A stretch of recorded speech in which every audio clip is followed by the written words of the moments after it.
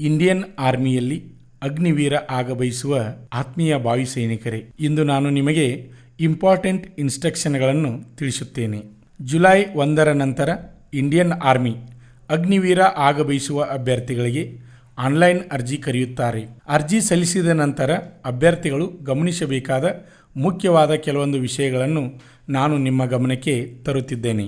ಅಗ್ನಿಪಥ ಯೋಜನೆಯಡಿ ಅಗ್ನಿವೀರರಾಗಲು ಬಯಸುವ ಅಭ್ಯರ್ಥಿಗಳಿಗೆ ಪ್ರಮುಖ ಸೂಚನೆಗಳನ್ನು ಆರ್ಮಿಯವರು ವೆಬ್ಸೈಟ್ನಲ್ಲಿ ತಿಳಿಸಿದ್ದಾರೆ.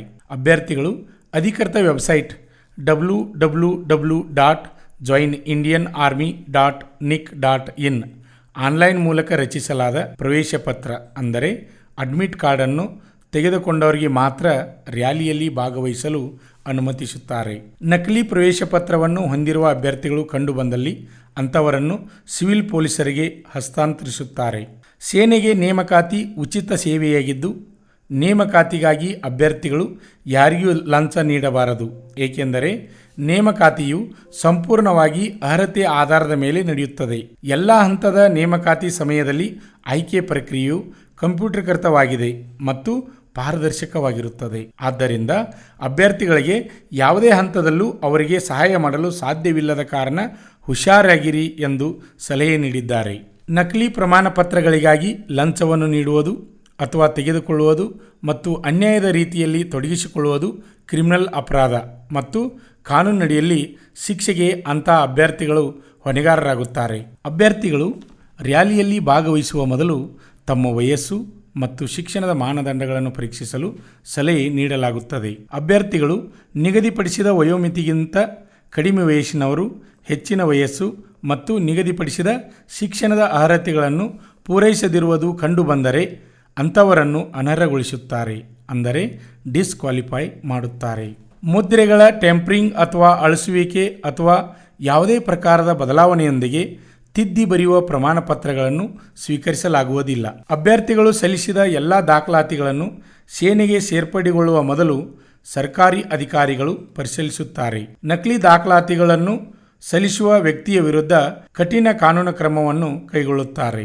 ನೇಮಕಾತಿಯ ನಂತರವೂ ವ್ಯಕ್ತಿ ಸಲ್ಲಿಸಿದ ಸೇವೆಯ ವರ್ಷಗಳ ಹೊರತಾಗಿಯೂ ನೇಮಕಾತಿ ಸಮಯದಲ್ಲಿ ತಪ್ಪು ಮಾಹಿತಿ ನೀಡಲು ನಕಲಿ ದಾಖಲಾತಿಗಳನ್ನು ಸೃಷ್ಟಿಸುವುದು ಕಂಡುಬಂದರೆ ಅಂಥವರನ್ನು ಸೇವೆಯಿಂದ ವಜಾ ಮಾಡುತ್ತಾರೆ. ರ್ಯಾಲಿಯಲ್ಲಿ ಭಾಗವಹಿಸುವ ಅಭ್ಯರ್ಥಿಗಳಿಗೆ ಗಾಯ, ಯಾವುದೇ ರೀತಿ ನಷ್ಟ ಉಂಟಾದರೆ ಯಾವುದೇ ಪರಿಹಾರವಿಲ್ಲ ಮತ್ತು ಪ್ರಯಾಣ ಭತ್ಯೆ, ಯಾವುದೇ ತುಟ್ಟಿ ಭತ್ಯೆ ಸ್ವೀಕಾರಾರ್ಹದಲ್ಲಿ ಅಭ್ಯರ್ಥಿಗಳು ತಮ್ಮ ಸ್ವಂತ ಜವಾಬ್ದಾರಿಯಲ್ಲಿ ರ್ಯಾಲಿಯಲ್ಲಿ ಭಾಗವಹಿಸಬೇಕು ಮತ್ತು ಭಾಗವಹಿಸುವಿಕೆಯು ಸಂಪೂರ್ಣವಾಗಿ ಸ್ವಯಂ ಪ್ರೇರಿತವಾಗಿರುತ್ತದೆ. ನಷ್ಟ ಪರಿಹಾರ ಬಾಂಡಿಗೆ ಸಹಿ ಮಾಡುವುದು ಕಡ್ಡಾಯ ಮತ್ತು ಅವಶ್ಯಕತೆಯಾಗಿದೆ. ಕ್ಯಾರೆಕ್ಟರ್ ಸರ್ಟಿಫಿಕೇಟ್ ನೀಡುವ ಪ್ರಾಧಿಕಾರದಿಂದ ದೃಢೀಕರಿಸಿದ ಫೋಟೋ ಇಲ್ಲದ ಪ್ರಮಾಣ ಪತ್ರಗಳನ್ನು ತಿರಸ್ಕರಿಸುತ್ತಾರೆ. ಅಭ್ಯರ್ಥಿಗಳು ಪ್ರವೇಶ ಪತ್ರದ ಪ್ರಕಾರ ರ್ಯಾಲಿಯ ದಿನಾಂಕದಂದು ರ್ಯಾಲಿಗೆ ಬರುವುದು ಮತ್ತು ರ್ಯಾಲಿಗೆ ಬರಲು ಅಭ್ಯರ್ಥಿಗಳು ಪೆನ್ನು ಮತ್ತು ಕರವಸ್ತ್ರಗಳನ್ನು ತರಬೇಕು. ಕಾರ್ಯಕ್ಷಮತೆಯನ್ನು ಹೆಚ್ಚಿಸುವ ಔಷಧಿಗಳ ಬಳಕೆಯನ್ನು ಕಟ್ಟುನಿಟ್ಟಾಗಿ ನಿಷೇಧಿಸಲಾಗಿದೆ.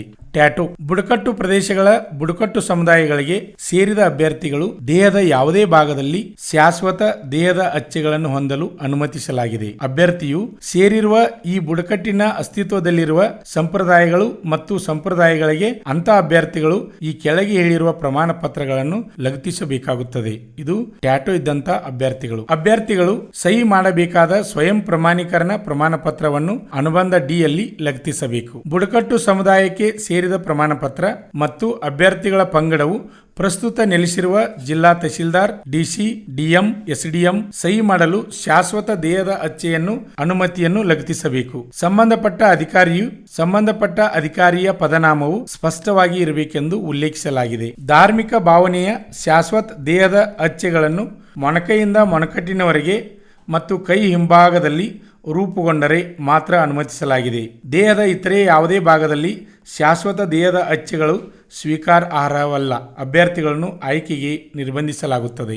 ದಾಖಲಾತಿ ಫಾರ್ಮ್ ಒಪ್ಪಂದ ಅಥವಾ ರಹದಾರಿ ಪ್ರಮಾಣ ಪತ್ರವನ್ನು ನೀಡುವವರಿಗೆ ಮತ್ತು ಅಭ್ಯರ್ಥಿಗಳನ್ನು ತರಬೇತಿಗಾಗಿ ಚರ್ಚಿಸುವವರಿಗೆ ಆಯ್ಕೆಯು ತಾತ್ಕಾಲಿಕವಾಗಿರುತ್ತದೆ.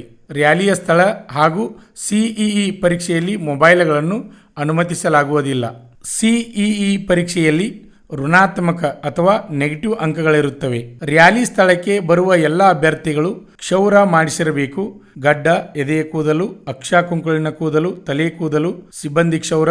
ಸಿಖ್ ಅಭ್ಯರ್ಥಿಗಳನ್ನು ಹೊರತುಪಡಿಸಿ ರ್ಯಾಲಿ ಪ್ರಕ್ರಿಯೆಯ ವಿವಿಧ ಹಂತಗಳಲ್ಲಿ ಗುರುತಿಸಲು ವಿಫಲವಾದರೆ ಯಾವ ಅಭ್ಯರ್ಥಿಯನ್ನು ನೇಮಕಾತಿ ರ್ಯಾಲಿಯಲ್ಲಿ ಭಾಗವಹಿಸುವುದನ್ನು ನಿರ್ಬಂಧಿಸಬಹುದು. ಅಭ್ಯರ್ಥಿಗಳು ಆಯ್ಕೆಗೆ ಬರುವ ಮೊದಲು ವೈದ್ಯಕೀಯ ಪರೀಕ್ಷೆಗೆ ಒಳಗಾಗಲು ತಮ್ಮ ಸ್ವಂತ ಹಿತಾಸಕ್ತಿಯಿಂದ ಸಲಹೆ ನೀಡಲಾಗುತ್ತದೆ. ವಿಶೇಷವಾಗಿ ಚಪ್ಪಟೆ ಪಾದ, ಕಳಪೆ ದೃಷ್ಟಿ, ವಿರೂಪಗಳು ಮತ್ತು ದೈಹಿಕ ಅಳತೆಗಳು ಸಂಬಂಧಿಸಿದಂತೆ ಆಯ್ಕೆಗೆ ಬರುವ ಮೊದಲು ವೈದ್ಯಕೀಯ ಪರೀಕ್ಷೆಗೆ ಒಳಗಾಗಲು ಅಭ್ಯರ್ಥಿಗಳು ತಮ್ಮ ಸ್ವಂತ ಹಿತಾಸಕ್ತಿಯಿಂದ ಸಲಹೆ ನೀಡುತ್ತಾರೆ. ಎಲ್ಲರೂ ತಮ್ಮ ಕಿವಿಗಳನ್ನು ಸ್ವಚ್ಛವಾಗಿ ಇಟ್ಟುಕೊಳ್ಳಲು ವೈದ್ಯರಿಂದ ಮುಂಚಿತವಾಗಿ ಅದನ್ನು ಸ್ವಚ್ಛಗೊಳಿಸಲು ಸಲಹೆ ನೀಡಿದ್ದಾರೆ.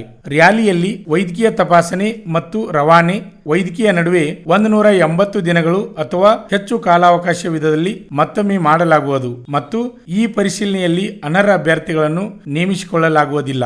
ರ್ಯಾಲಿಯಲ್ಲಿ ಭಾಗವಹಿಸುವ ಅಭ್ಯರ್ಥಿಗಳು ಕೋವಿಡ್-19 ಲಸಿಕೆಯನ್ನು ಪಡೆದಿರಬೇಕು ಮತ್ತು ಪ್ರಮಾಣ ಪತ್ರಗಳನ್ನು ಹೊಂದಿರಬೇಕು. ಕಾಂಟ್ಯಾಕ್ಟ್ ಲೆನ್ಸ್ ಬಳಕೆ ಇಲ್ಲ. ಲಿಖಿತ ಪರೀಕ್ಷೆಯ ಫಲಿತಾಂಶವನ್ನು ಭಾರತೀಯ ಸೇನೆಯ ಅಧಿಕೃತ ವೆಬ್ಸೈಟ್ನಲ್ಲಿ ಘೋಷಿಸಲಾಗುತ್ತದೆ. ಅಭ್ಯರ್ಥಿಗೆ ಯಾವುದೇ ಪ್ರತ್ಯೇಕ ಪತ್ರವನ್ನು ಕಳಿಸಲಾಗುವುದಿಲ್ಲ. ತನ್ನ ಫಲಿತಾಂಶವನ್ನು ಪರಿಶೀಲಿಸುವುದು ಮತ್ತು ದಾಖಲಾತಿಗಾಗಿ AROಗೆ ವರದಿ ಮಾಡುವುದು ಅಭ್ಯರ್ಥಿಯ ಜವಾಬ್ದಾರಿಯಾಗಿರುತ್ತದೆ. ಆತ್ಮೀಯ ಇಂಡಿಯನ್ ಆರ್ಮಿ ಸೇರ ಬಯಸುವ ಅಗ್ನಿವೀರರೇ, ಮತ್ತೆ ಮುಂದಿನ ವಿಡಿಯೋದಲ್ಲಿ ಇನ್ನೊಂದು ವಿಶೇಷ ಮಾಹಿತಿಯೊಂದಿಗೆ ನಾನು ನಿಮಗೆ ಮಾಹಿತಿಯನ್ನು ತಿಳಿಸುತ್ತೇನೆ. ಇನ್ನೂ ಯಾರು ನಮ್ಮ ಯೂಟ್ಯೂಬ್ ಚಾನಲನ್ನು ಸಬ್ಸ್ಕ್ರೈಬ್ ಮಾಡಿಲ್ಲ, ಈ ಕೂಡಲೇ ಸಬ್ಸ್ಕ್ರೈಬ್ ಮಾಡಿ ದಿನನಿತ್ಯ ಬರುವ ಆರ್ಮಿಗೆ ಸಂಬಂಧಪಟ್ಟ ಹೊಸ ಹೊಸ ಮಾಹಿತಿಗಳನ್ನು ತಿಳಿದುಕೊಳ್ಳಿ.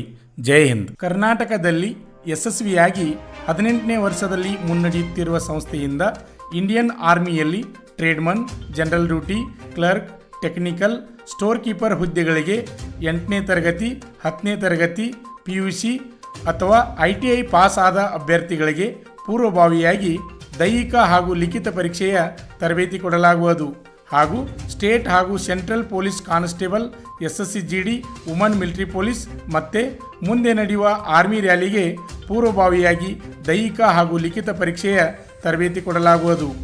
ಪುರುಷ ಹಾಗೂ ಮಹಿಳಾ ಅಭ್ಯರ್ಥಿಗಳಿಗೆ ಪ್ರವೇಶ ಪ್ರಾರಂಭವಾಗಿವೆ. ಸಂಪರ್ಕಿಸಿ ಶ್ರೀ ಮಂಜುನಾಥ್ ಸೈನಿಕ ತರಬೇತಿ ಕೇಂದ್ರ, ಮೂಡಲಗಿ, ತಾಲೂಕು ಮೂಡಲಗಿ, ಜಿಲ್ಲೆ ಬೆಳಗಾವಿ, ರಾಜ್ಯ ಕರ್ನಾಟಕ. ತರಬೇತಿ ಪಡೆಯಲು ಬರುವಾಗ 3 photo, Aadhaar card xerox, SSLC marks card xerox ಅಥವಾ LC ಜೆರಾಕ್ಸ್ ಮತ್ತು ಊಟ ಮಾಡಲಿಕ್ಕೆ 1 ಪ್ಲೇಟು, 1 ಗ್ಲಾಸು ಹಾಗೂ ಹಾಸಿಗೆ ಹಾಗೂ ರನ್ನಿಂಗ್ ಶೂಸ್ ಮತ್ತೆ ತಮಗೆ ಬೇಕಾದ ಇತರೆ ವಸ್ತುಗಳನ್ನು ತಾವೇ ತರಬೇಕು. ಪ್ರವೇಶ ಪ್ರಾರಂಭವಾಗಿವೆ.